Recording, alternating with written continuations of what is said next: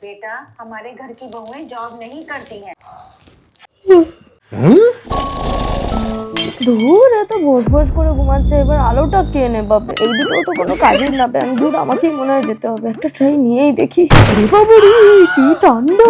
মাগো, আইডিয়া।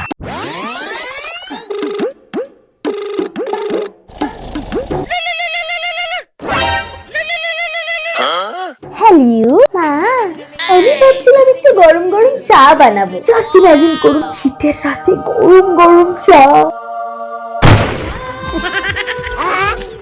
গরম গরম চাটা বানাও, শীত করছে। বাবা, একটা প্রবলেম আছে, চা পাতা তো ফুরিয়ে গেছে, আমি তো ওটা ভুলেই গেছিলাম। ও শিট। ঠিক আছে, আমি গেলাম শুতে। আচ্ছা শোনো না মা, তুমি যখন এসছো, যাবার সময় একটুখানি আলোটা বন্ধ করে যাও না গো।